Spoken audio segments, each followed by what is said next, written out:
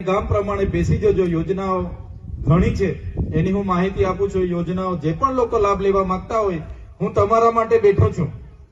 જે પણ જોઈએ, તમારે મનમાં હશે કે મારે ફલાણું જોઈતું તું, બધું જ મળશે। તમે અહીંયા ખેડૂતો બેઠા છો, આગેવાનો બધા અહીંયા બેઠા છે। થોડી યોજનાની પણ માહિતી તમને હું આપી દઉં। તમે ધારાસભ્ય બનાવ્યો છે એટલે અમે ગાંધીનગર વિધાનસભામાં બેસીએ, જિલ્લા પંચાયતની મિટિંગોમાં બેસીએ, સંકલનમાં બેસીએ, એટલે અમને પણ બધી યોજનાઓની માહિતી મળી છે। એટલે એ માહિતી તમને મારે રજૂ કરવાની છે। તો શરૂઆત આપણે કરીએ ખેડૂતોથી। ખેડૂતોને દાતરડીથી લઈને ટ્રેક્ટર સુધીની યોજનાઓ ચાલે છે। ખેડૂતોએ ટીકમ, પાવડા, ટગારા જોઈએ એના માટે પણ યોજના છે।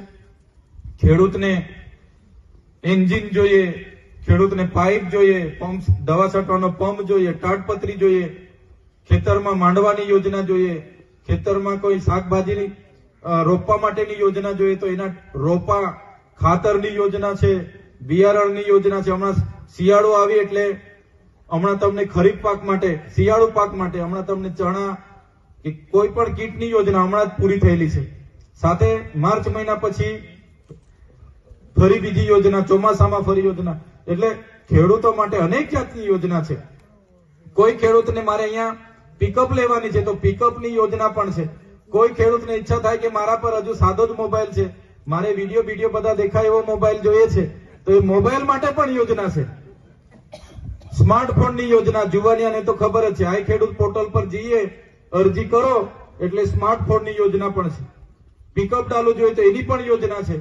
તમે મિની ટ્રેક્ટર લેવાના હોય એની પણ યોજના છે, મોટો ટ્રેક્ટર લેવાના હોય એની પણ યોજના છે।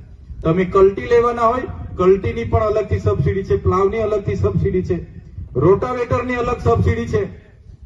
એવી રીતે બધી જ યોજનાઓ છે। તમારે તરબૂચ બનાવવાના છે, તમારે કેળ બનાવવાની છે, તમારા પપૈયા બનાવવાના છે, એની પણ સહાય છે।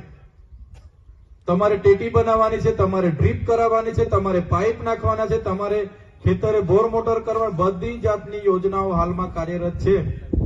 નાની નાની બધી યોજનાઓ આ ખેડૂત પોર્ટલ પર ચાલુ છે। તમને પશુપાલનની યોજના જોઈએ, માનો કે બહેનોને પશુપાલનની યોજના જોઈએ, બહેનો તમને પશુપાલનમાં તમને ઈચ્છા થાય કે ઘરે બેઠા બેઠા મારે મરઘા પાલનનું કામ કરવાનું છે, મારે 100 મરઘી પાળવાની છે, તો મરઘી પાલનની પણ યોજના છે। તમને મરઘીના બચ્ચા તાલીમ આપીને મરઘીના બચ્ચા મળે, એનો ખોરાક પણ આપવામાં આવે। બહેનોની ઈચ્છા થાય કે મારે બકરા પાલન કરવું છે, બકરા પાલન માટે 10 બકરી અને 1 બકરાની યોજના છે। કોઈ બેનની ઈચ્છા થાય કે મારે મોટા પાયે બકરા પાલન કરવું છે તો 40 બકરી ને 4 બકરા આપે એવી એક યોજના છે। કોઈ બેનની ઈચ્છા થાય કે મારે ગાય પાડવી છે, ગાય પણ મળે એ યોજના છે। ને આપણું ગામ તો બોર્ડર વિલેજમાં છે, ગાયની યોજના પણ છે, દુધાળા પશુમાં ભેંસની યોજના પણ છે। કોઈની ઈચ્છા થાય કે મારે મોટા પાયે તબેલો કરવાનો છે તો 10 દુધાળા પશુની, 12 દુધાળા પશુની, 15 દુધાળા પશુની, 20 દુધાળા પશુની પણ યોજના છે। ખાણદાળની યોજના છે। તમને બધી જ પ્રકારની યોજના મળે છે।